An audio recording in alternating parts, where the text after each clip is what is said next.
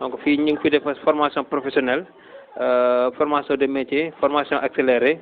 donc si telle filière comme la mécanique auto am na fi électricité bâtiment ak industriel am na fi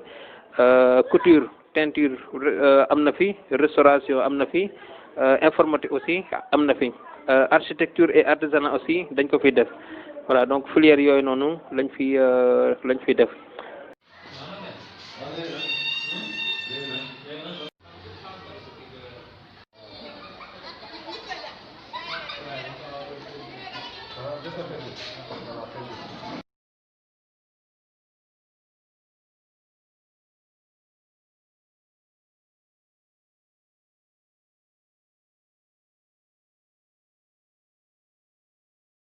Centre formation benn association française donc ñoom ñoo ko may commune Malika donc c'est sur la supervision de la mairie de Malika ñoom ñoo ko gérer voilà donc ñoom ñoo tabax bâtiment bi donc ñi fi nekkoon nag comme monsieur Diaw le directeur technique voilà moom moo si góorgóorlu bu baax ba matériel yi fi nekk nii yëpp nekk si ak ñenn ñi ni jàppale fii à gauche et à droite donc si kaw loolu ñu ngi si remercier bu baax lu mel ni COGEMA donc ñoom am na lu bari luñ si liggéey ak benn association. ñu ngi si remercier aussi si suñu yenn partenaires yi comme Toolu Xadi nekk benn association italienne donc ñoom aussi ñu ngi si jàppale bu baax donc commune Malika tamit ñu ngi leen si woo ñu gën a jàppale ndaw yi nga xamante ni tamit ñu ngi fiy jàng may leen fi ay bourses donc bu ko defee li ñuy fay dina gën a mën a wàññeeku daal bu ko defee aussi ñu gën a mën a conscientiser les parents sur importance formation professionnelle bi nga xamante ni ndaw yi léegi soxla nañ ko. te loolu dina mën a sax xeex affaire immigration clandestine bi ñuy wax parce que nit ko su fekkee am na métier rek dina ko mën a toog këram sax liggéey ko moo gën muy dem quoi naan mu ngi dem def leneen.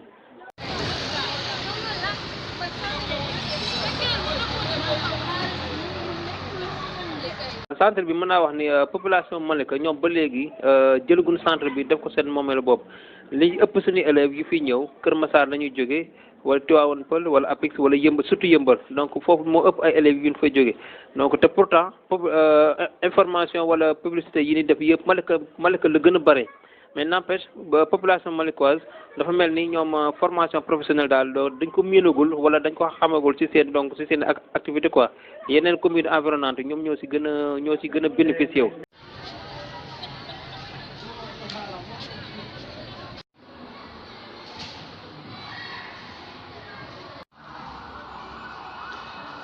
man maa ngi jógee Yëmbal benn baraak ñëw si centre bi depuis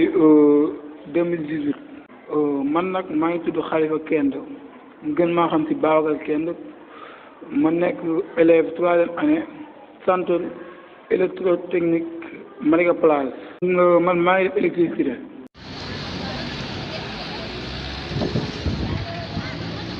si woon ni mu war a siiwee kon Malika gépp dañ fi indi seen doom parce que comme da ngay jàng sa métier pare génnaale sa diplôme bu fekkonte ne siiw na ni mu war a siiwee kon nag ni passé na fii parce que dafa am loo xam ne dafa des yow xale yaa ngi yéen ci école yi mais xam na fu ñu jëm mais bu fekkoon mais monsieur le maire ak ñeneen ñi nga xamante ne ñooy dimbaliwaate jàpp nañ tamit dina mel ni centre Guédiawaye wala Pikine parce que man damay dem ci formation Guédiawaye wala Pikine wala Tëngéej wala parce que maa ngi bokk ci réseau des femmes département Pikine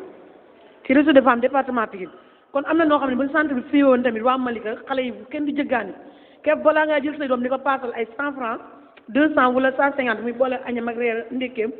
nga ñëw ci centre bi waa ko dem jàng ñibbi si waat bu wàcc jotee mu wàcc nga gis ko bu diplôme ñëwee tamit jox ko mu dem liggéey bu demee Senelec baax na bu demee SONES baax na fu mu dem baax na. mën nañu wax ni communication bi jàll na communication bi depuis centre bi ñu koy doog a créé woote woon nañ fi délégué de quartier yëpp au niveau de la mairie informé leen wax leen exactement ban importance de formation professionnelle am mais liñ si gis rek mooy ñoom dañuy toog xaar que maire bi que maire bi fayal seen i doom pour ñu jàng te alors que seen i doom bu ñu jàngee seen ñu waajur leen njëkk a jëriñ donc looloo tax ñu gis ni kat en plus Malika booy xool si histoire yenn activités yi comme ay aviculture comme ay donc ay def tool moo fi lépp nit ñi gën a miin maanaam affaire formation professionnelle boo ko fa indee ay électricité ay mécanique auto ay informatique genre mel noonu yenn population yi nga xamante ni ñoo gën a nekk si dans l'ère moderne ñoom ñoo si gën a bénéficié wu. Bon, parlant de la mairie am nañ si tout soutien bon parce que fii c'est supervisé par la mairie donc Abdou Guissé donc monsieur le maire tout cela Bakary comme Bakary li may wax sànq ñu ngi ko si remercier donc ñoom ñëpp jàpp nañ ci ñu ngi siy jàpp mais bu ñu gënoon a mën a jàpp nag moo gën parce que intérêt Malikois la intérêt dëkk bi yëpp la bu doxee donc maire bi na si gis boppam population bi dinañ si gis seen bopp te je pense que loolu lépp je pense que moo tax ñi nu ko may muy tubaab muy benn association française ñoom je pense que loolu lañ si bëggoon quoi.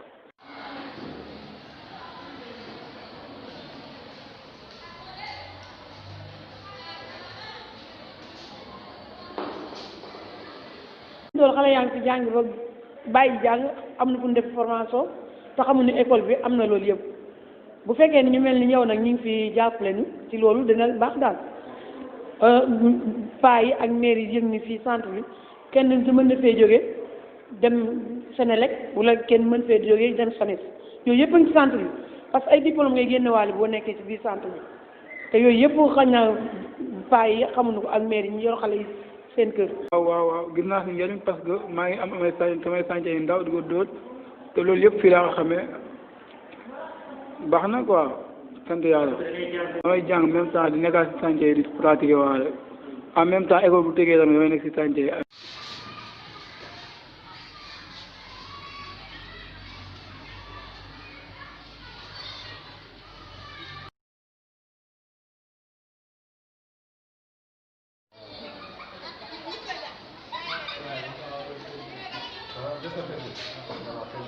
boobu am nañ ci satisfaction bu mag a mag parce que suñu élèves yi fi jaar yu si bari tey mën nga dox ak ñoom mën nga dox ba tase ñoom si chantier wala ñoom si boppam ñu def ay vidéo daal lay wan xam nga si seen bërëb yu ne liggéeyee te ay bërëb yu am ay bërëb yu am kii importance donc ñu fiy génnee ñun am nañ assurance que ni dinañ am liggéey xam nga ñun dinañ def ay demande stage si yenn entreprise yi nga xamante ne dañuy def comme métier yi ni def yi pour am fa ay stage en plus mën leen fa proposer pour ñu liggéey leen donc ñeneen ñi nga xamante ni très souvent dañuy dem examen ñun dem nañ ba lu mel ni comme lycée de Moom Laay nga xamante ni sunu élèves yu bëri fa la ñu defee kii examen d'état bi muy CAP bi très souvent lu ma 2 fois suñu élèves yu jóge fii ñoo fa nekk les premiers du centre donc te loolu ñoom dañoo dem ba reconnaître loolu xam nga donc fierté la donc ñi fi génne daal franchement doo fi génne ak chômé parce que pratique bi fii li ñuy def moo ëpp dina am théorie nag mais pratique bi filière yëpp daal pratique bi moo ëpp.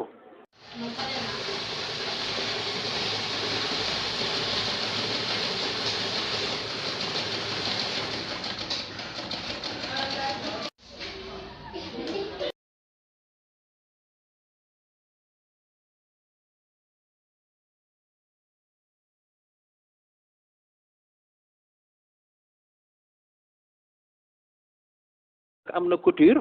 donc si wàllu métier jigéen ñi quoi am na couture teinture broderie perlage donc yooyu yëpp dañ koy def si donc si wàllu si filière couture bi am na filière mécanique auto donc tout ce qui est mécanique ci automobile tamit dañ koy def théorie ak pratique am na donc électricité de bâtiment ak électricité industrielle donc suñuy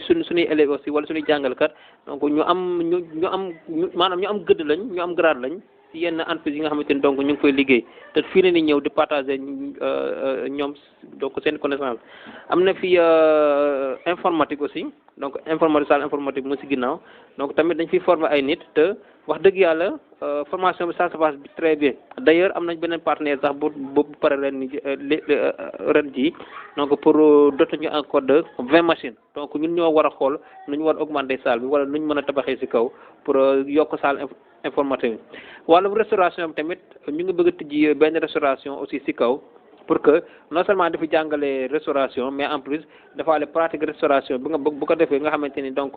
sem bi nga xamante ni ñoom lañ dendal wala ouvrier yi nga xamante ni ñoo nekk si kaw tel bi yëpp donc heure añ wala heure ndekki ñëpp ñu mën fay ñëw tamit donc di ndekki wala di añ n'empêche cours restauration yi moom dafay continuer.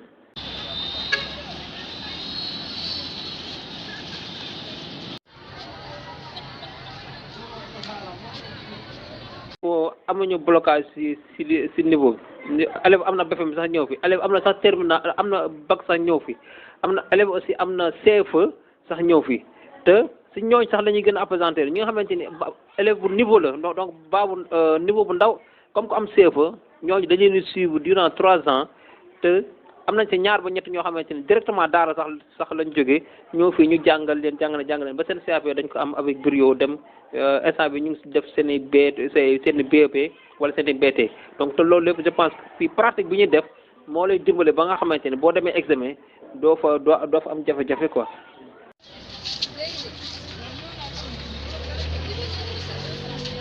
waaw franchement gestion bi nag moom bon côté boobu moom dañuy remercier carrément monsieur Guissé parce que en tant que le gestionnaire donc moom vraiment amul benn entrave bu muy def donc la gestion est totalement kii autonome ñi fi nekk ñun ñi fi nekk nii man en tant que surveillant général monsieur Diaw en tant que le directeur technique donc pratiquement ñoo def gestion bi te duñu si am dara loo xamante ni dañuy wax ni non lii bu leen ko def luñ bëgg dañ koy def partenariat bu bëgg aussi dañ koy def luñ def tamit nag dañuy aviser ak kii de droit ni leen ko def nañ lii ñu ne ah kon su fekkee avancement centre bi rek wala su fekkee centre bi mu ngi si gis boppam rek kon baax na. Grosso modo, nous sommes là pour hisser le centre. Nous sommes là aussi pour former les jeunes à pouvoir faire plus que ce que nous pouvons faire. Nous avons vu un certain nombre de talents chez eux, donc on va pouvoir exploiter, qu'on va pouvoir réveiller en eux. Donc, ce que l'on dit à tout le monde, ou bien à tout un chacun, avant de construire, il faut bien consulter l'aide d'un expert, l'aide d'un technicien, avoir un plan de construction pour pouvoir économiser notre manière de gestion. Partenaires yi ak en premier lieu la mairie donc yeneen partenaires internationaux yi ak nationaux yi ak même ñi ñu jege appel bi ñu def mooy nañu dimbali seen i voisinage seen i doom seen i xarit yëpp ku gis ni kat kii doomam bii kat jàngul ëllëg buñ ko toppul mën a nekk leneen ak leneen nañ ko dimbali may ko formation maanaam jàppale ko pour mu mën a fay inscription wala fay mois bi n'est-ce pas donc di fay mois